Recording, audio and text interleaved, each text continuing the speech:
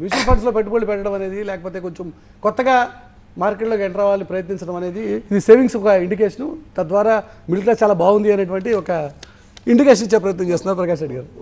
అయితే వాస్తవం అండి, అందరికి ఇండివిజువల్గా ఇన్కమ్ పెరిగింది, దేర్ ఇస్ నో డౌట్. అవును, ఈవెన్ నేను ఎకనామిక్ సర్వే మనం స్టాటిస్టిక్స్ ఇంటర్ప్రిటేషన్ పక్కన పెడతాం, స్టాటిస్టిక్స్ చూసినా కూడా లాస్ట్ టైం కంటే ఈ ఇయర్ 4.6% ఇన్ఫ్లేషన్. అసలు ఏ కంట్రీ తీసుకున్నా ఇన్ఫ్లేషన్ పెరగకుండా ఉండే కంట్రీ అనేది ఉండదు. ఆబ్వియస్గా నేను ఎక్కువ ఎర్న్ చేస్తున్నాను, సేమ్ ఎక్స్పెండిచర్ అనేది ఎక్కడ ఉండదు. ఎక్స్పెండిచర్ పెరుగుతుంది అంటే డిమాండ్ పెరిగినప్పుడు ఆటోమేటిక్గా ప్రైజులు పెరుగుతాయి. సో ఆ విషయంలో డెఫినెట్గా లాస్ట్ ఇయర్ కంటే ఈ ఇయర్ కొంత ఇన్ఫ్లేషన్ తగ్గిన మాట వాస్తవం.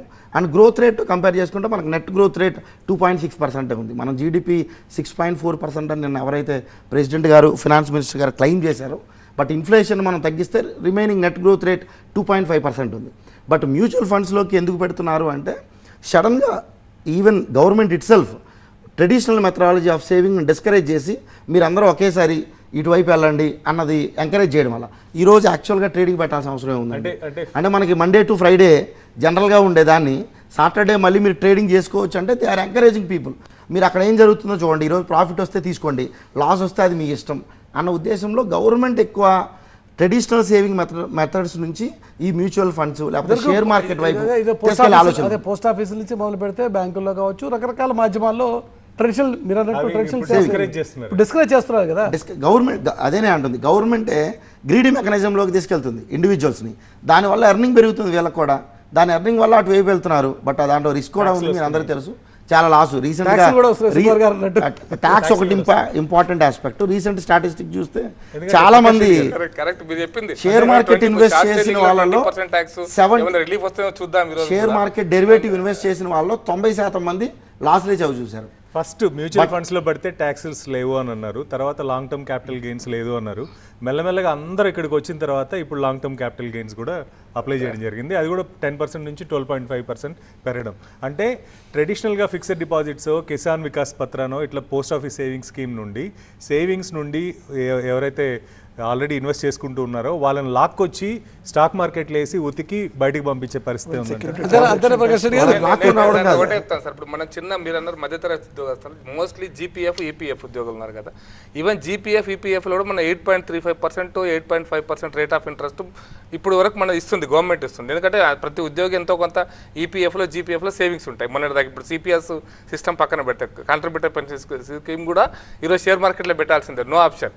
ఎందుకంటే గవర్నమెంట్ 8% ఇచ్చే పరిస్థితి ఉండదు. 6% 6.5% ఇస్తే 6% ఇస్తే ఎక్కువ రేట్ ఆఫ్ ఇంట్రెస్ట్ 6% ఇస్తే ఎక్కువ. అందుకోసమనే 5 లక్షల పైన షేర్ మార్కెట్ లోకి వచ్చినాయి పైసలు తప్పదు. షేర్ మార్కెట్ లో వచ్చారు, మ్యూచువల్ ఫండ్స్ లో వచ్చారు కాబట్టి మిడిల్ క్లాస్ బాగుంది అనేది ఒక ఇండికేషన్ ఇచ్చే ప్రయత్నం చేస్తారు ప్రకాష్ గారు.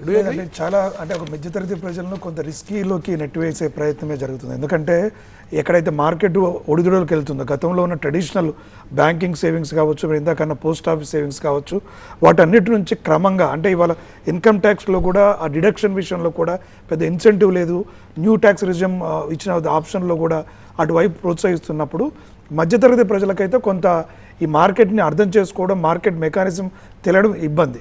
కాబట్టి ఈ రిటైల్ ఇన్వెస్టర్స్ అంటే మధ్యతరగతి పాయింట్ ఆఫ్ వ్యూలో అది రిటర్న్లో రిస్క్ ఉన్నప్పటికి కూడా ప్రభుత్వం ఏం ఆలోచిస్తుందంటే మొత్తానికి మీరు సొంతంగా అంటే ఎక్కడ కూడా ప్రభుత్వం పైన ఫిక్స్డ్గా ఇచ్చేటువంటి వడ్డీ రేట్ల మీద కాకుండా మార్కెట్ను అర్థం చేసుకోండి, మార్కెట్లో భాగస్వాములు కాండి, ఉత్పత్తి ఉత్పాదకతతో పాటు పెట్టుబడులు పెట్టడంలో కూడా ప్రజలనే భాగస్వాములు చేసి మీ పెట్టుబడులకు మీరే బాధ్యత తీసుకోండి, ప్రభుత్వం తీసుకొని ఆ రిస్క్ నష్టాన్ని భరించడం కన్నా ప్రజలని మమకం చేసే ప్రక్రియ అనేది కొనసాగుతుంది.